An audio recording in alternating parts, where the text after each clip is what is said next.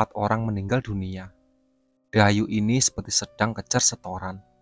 Padahal perjanjiannya hanya 50 nyawa per tahun. Aku coba meminta Mas Cakra untuk menahan Dayu agar tidak kebablasan. Tok tok tok, masuk, ucapku. Ayah masuk ke kamar.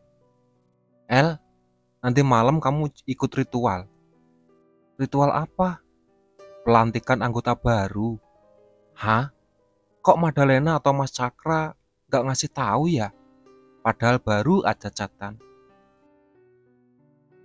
Mungkin lupa, nanti malam juga sekalian ada pelantikan anggota untuk gantiin Rian. Siapa? Pilihannya hanya Ansel atau Madalena. Kayaknya Ansel, dia kan dekat sama Mr. X. Iya sih, padahal aku berharap Madalena yang naik. Namun dari segi kekuatan, ia memang masih kalah dengan Ansel. Ayah mau datang? Datang, soalnya Mr. X juga datang. Kalau Haji Rofi, kayaknya dia masih ngumpet. Iya sih, buronan satu Indonesia, gak boleh sampai gerak sembarangan. Ya udah, ayah berangkat dulu. Oke. Tak lama setelah ayah pergi, aku mendapatkan pesan dari Madalena. Ia memintaku untuk mencari klinis aborsi. Lu yang suruh nyari janinnya, tanyaku lewat sambungan telepon. Iya nih El, kamu tahu nggak kliniknya di mana? Balasnya. Biasanya di Jakarta Timur. Temenin aku dong. Aslinya aku lagi males keluar, Len. Ayolah El, kamu jemput aku aja. Oke, sebentar lagi aku ke rumah kamu. Sejam lagi aja, Len. Aku mau sarapan sama mandi dulu. Sip. 1 jam kemudian mobil Madalena sudah terparkir di luar pagar. Bergegas kami pergi ke klinik aborsi. Kamu gak punya nomor telepon dokternya gitu? Tanya Madalena sembari menatap jalan raya. Kagak, Len. Nanti tanya langsung aja ke dokternya. Ntar aku dikira mau periksa kandungan. Kamu cari dokter Agatha, terus bilang mau beli janin. Kalau janinnya gak ada gimana? Ya cari tempat lain. Lagian nyari janin dadakan banget. Ini kan perintah Mr. X, ngadain ritual kok dadakan. Iya, aku itu aja kagak dikasih tahu bakal ada ritual pelantikan malam ini. Kok bisa? Entahlah. Setelah menempuh 1 jam perjalanan, kami pun sampai di depan klinik aborsi. Madalena langsung turun dari mobil dan masuk ke klinik. Cukup lama aku menunggu di mobil, sampai akhirnya ia terlihat sedang berjalan keluar sambil membawa kantung kresek hitam. Ada dong, serunya saya masuk mobil dan menaruh janin itu di kursi belakang. Jujur, aku tak begitu suka dengan bau anyirnya, sangat berbeda dengan bau darah korban kecelakaan. Menurut kamu, siapa yang mau naik pangkat? Paling Ansel, gak mungkin aku. Iya sih, makanya kamu tuh cari pendamping yang kuat, jangan malah ternak kuntilanak merah. Aku gak segabut Ansel yang hobi naik turun gunung buat nyari pendamping. Ya sama sih, aku juga males naik gunung. Lu enak El, dapat hibah pendamping kuat kayak Nyi Ambar. Emang, tapi Nyi Ambar tuh gak bisa diatur, Len. Nah itu, ribetnya punya pendamping umur ribuan tahun. Ini kamu mau langsung pulang? Iya, aku mau ke markas. Simpen ini janin.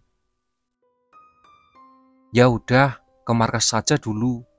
Biar kamu nggak bolak-balik. Setibanya di markas, kami melewati lift khusus dari parkiran. Soalnya jam segini masih banyak karyawan perkantoran. Tak mau janin ini sampai ketahuan, nanti bisa terjadi kehebohan. Sampai di lantai 50, Madalena langsung memasukkan janin itu ke lemari pendingin. Kemudian ia mengantarku pulang. Ritualnya akan diadakan tengah malam, jadi masih ada waktu cukup panjang untuk rebahan di kamar. Terlalu lama menatap layar televisi membuat mata ini mengantuk. Kuatur posisi bantal agar lebih nyaman. Tanpa sadar, sudah berpindah ke dua mimpi. Aku bermimpi sedang berdiri di depan sebuah gubuk. Terlihat ada kakek yang sedang berdiri menatap bulan yang berwarna kemerahan. Tak lama berselang lama muncul cahaya berwarna putih keunguan dari kegelapan hutan. Kakek menatap cahaya itu. Cahaya yang lambat laun berubah menjadi sosok misterius berjubah putih yang sedang mengendarai kuda berwarna ungu. Sosok itu menyerang kakek, beruntung ia bisa menangkisnya. Kemudian sosok itu memanggil pasukan, terdiri dari ribuan makhluk yang beraneka ragam bentuk. Makhluk-makhluk itu menyerang kakek secara bertubi-tubi, hingga akhirnya kakek mulai kewalahan. Kakek duduk bersila, bibirnya bergerak cepat merampal mantra, memanggil pasukan jin yang ia miliki. Pertarungan dahsyat pun terjadi. Pertarungannya diakhiri dengan tubuh kakek yang terkulai lemas di tanah. Sosok misterius itu mengeluarkan sesuatu dari balik jubah, bola api berwarna biru, jenis banaspati yang jarang sekali bisa ditemui. Banaspati itu bergerak cepat dan menghantam tubuh kakek. Seketika itu, tubuhnya terbakar.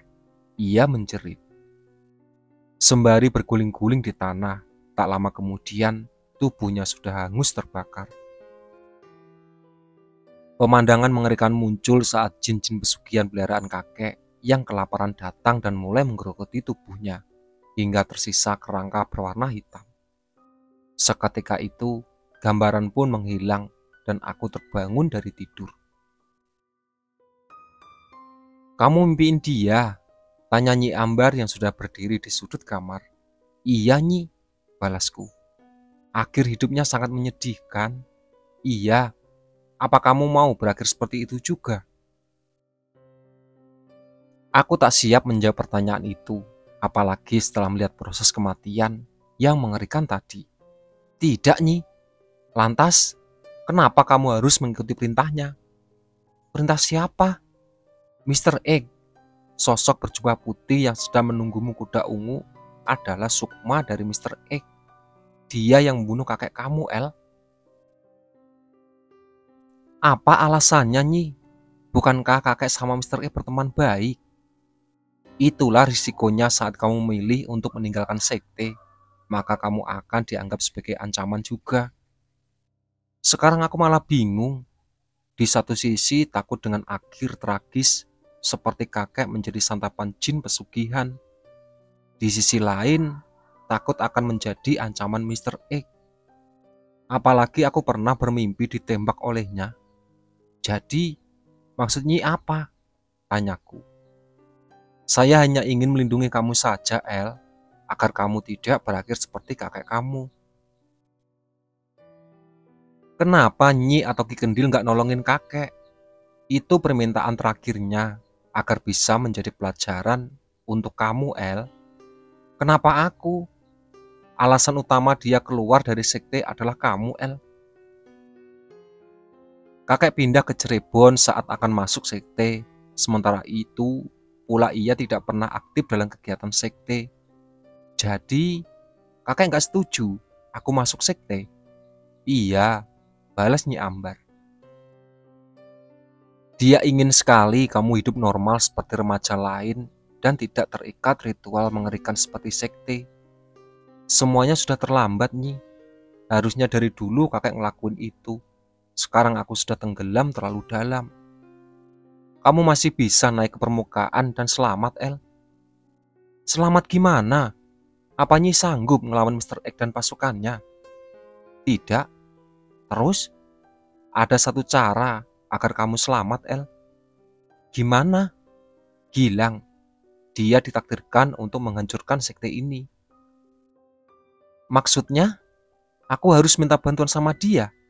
"Iya." "Enggak ah, lagian orangnya aja masih koma. Dia sudah bangun dari komanya." Tok tok tok tok. "Masuk," ucapku. "Ayah masuk ke kamar. Kok jam segini udah pulang ya?" Ayah ada acara makan malam, balasnya. Loh, ayah nggak jadi datang buat ritual. Datang kok, nanti habis dari acara makan malam langsung ke markas. Oh, ayah menatapku. Kamu baru bangun tidur?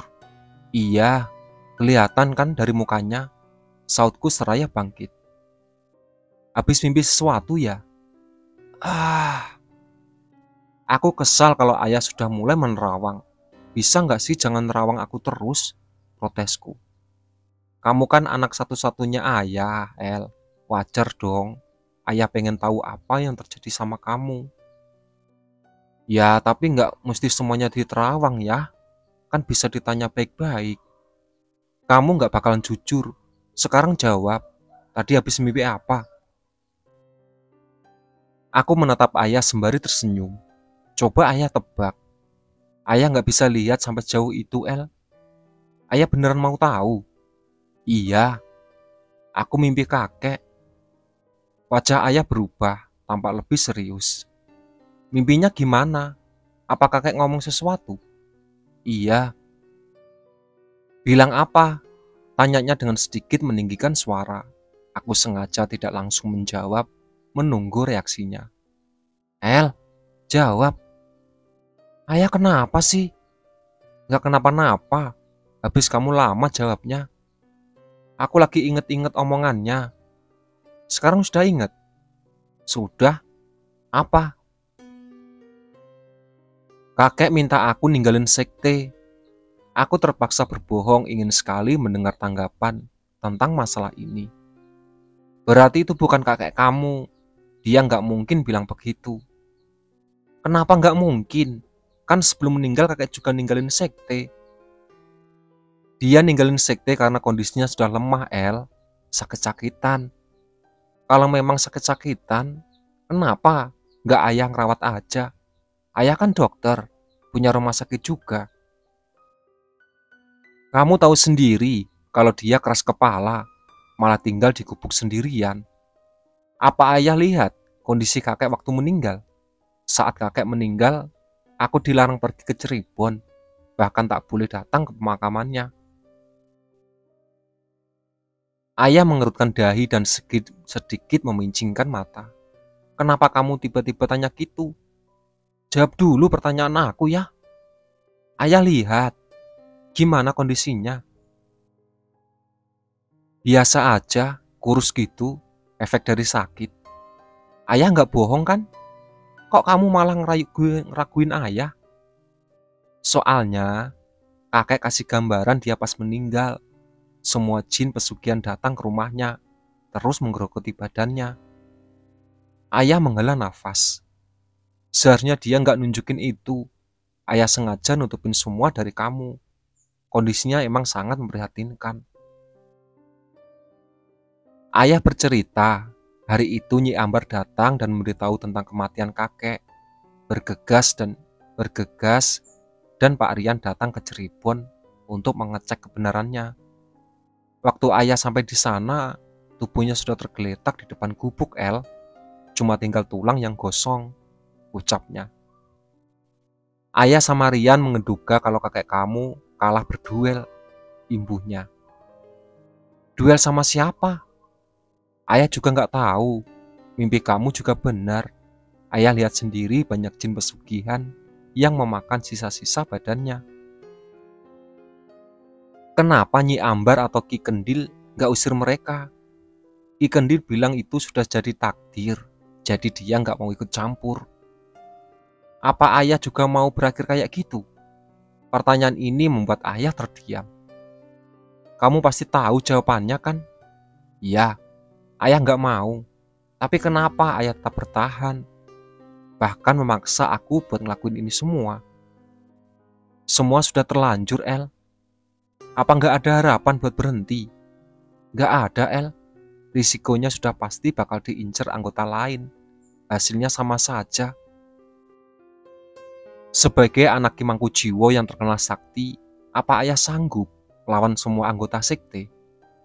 Kamu tahu sendiri perkembangan sekte semenjak kakek kamu meninggal. Kemampuannya mereka terus meningkat, El. Apa Ayah sama kamu pun gak akan sanggup melawannya. Benar juga, dalam 3 tahun terakhir ini, anggota sekte memang gencar mencari tumbal. Apalagi saat pandemi kemarin, itu menjadi kesempatan emas untuk mengumpulkan tumbal sebanyak-banyaknya.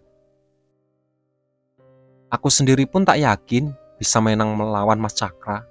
Ia salah satu anggota sekte yang berkembang begitu pesat. Padahal baru beberapa tahun bergabung.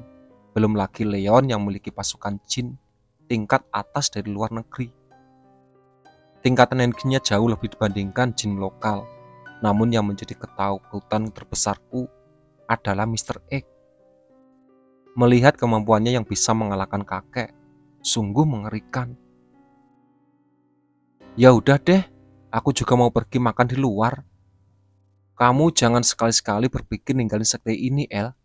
Iya, bagus. Ayah keluar kamar. Sekitar pukul 8 aku pergi untuk makan malam. Setelah itu bergegas pergi ke markas. Tumben kamu udah datang jam segini. Biasanya telat, ucap Majalena. Tadi habis makan di luar. Sekalian aja deh, daripada bolak-balik ke rumah. Yang lain udah datang. Ada Ansel di dalam, lagi ngobrol sama Mr. X. Kamu kagak diajak ngobrol? Kagak. Ting. Terdengar suara pintu lift terbuka. Aku menoleh, terlihat ayah sedang berjalan bersama Ki Gendil. Tak berselang lama pintu ruangan terbuka. Ansel keluar ruangan. Udah datang semuanya ya? Mas Cakra, balasku. Dia lagi semedi di gunung. Oh, kami pun masuk ke ruangan. Terlihat Mr. X yang sedang duduk di kursi. Di dekatnya ada sosok yang kukenal, kuda ungu. Entah apa alasannya ia ada di sana. Sekarang kita mulai ritualnya, ucap Mr. X. Ritual janin adalah ritual yang paling menjijikkan di sekte ini, di mana kami harus memakan janin tersebut atau minum air rendaman janin. Ritual ini dilakukan sebagai bentuk perayaan atas kenaikan pangkat anggota. Misal dari anggota berjubah hitam menjadi jubah merah. Nyi Ambar datang juga. Sudah lama saya tidak bertemu, seru Mr. X. Sontak aku menengok ke belakang. Nyi Ambar sedang berdiri di dekat pintu. Ansel mengangkat gelas besar diletakkan di atas meja, kemudian mengambil janin di lemari pendingin. Janin itu ditaruh di dalam gelas, kemudian ia mengambil beberapa botol wine dan menyiram janin itu. Hari ini Ansel akan menggunakan jubah merah, ucap Mr. X. Aku tidak terkejut dengan ucapannya. Sudah menduga kalau Ansel pasti akan menggantikan Pak Rian. Sementara Cakra akan menggunakan jubah putih.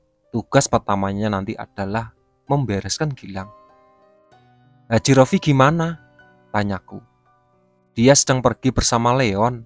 Mr. X berdiri dan berjalan mendekati meja. Tangannya menyentuh pinggiran gelas sedikit sedetik kemudian. Gelas bergetar hebat. Ansel, panggilnya. Ia meminta Ansel minum air di dalam gelas besar dan memakan potongan janin.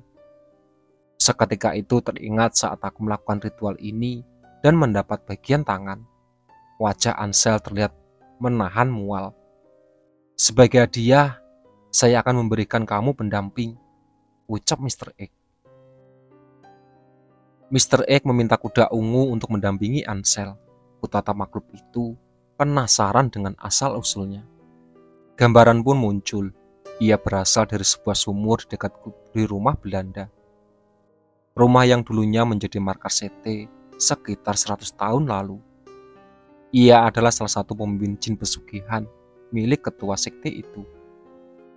Grisel Prasetyo, kalian juga minum, perintah Mr. X. Aku tidak bisa menolaknya. Ku ambil gelas, lalu menuangkan air rendaman janin dan meminumnya. Baru satu teguk perut ini sudah merasa mual. Tak kuat dengan bau anyirnya, kini giliran ayah. Ia tampak santai saja menghabiskan satu gelas. El, panggil Mr. X. Ya, sautku. Setelah Cakra selesai dengan semedinya, kalian berdua harus pergi ke rumah Gilang. Baik, Tuan. Pras, kamu bantu Rofi untuk mengumpulkan pasukan. Karena para kiai dan ustadz mulai bergerak mencari keberadaan kita. Kita butuh banyak pasukan untuk melawan mereka. Baik, Tuan, saut ayah. Pertemuan pun selesai. Aku memilih pulang lebih cepat karena sudah terlalu mual jika harus menghabiskan air itu. Itulah sahabat cerita dari Sekte Para Pencari Tumbal. Ditunggu part selanjutnya.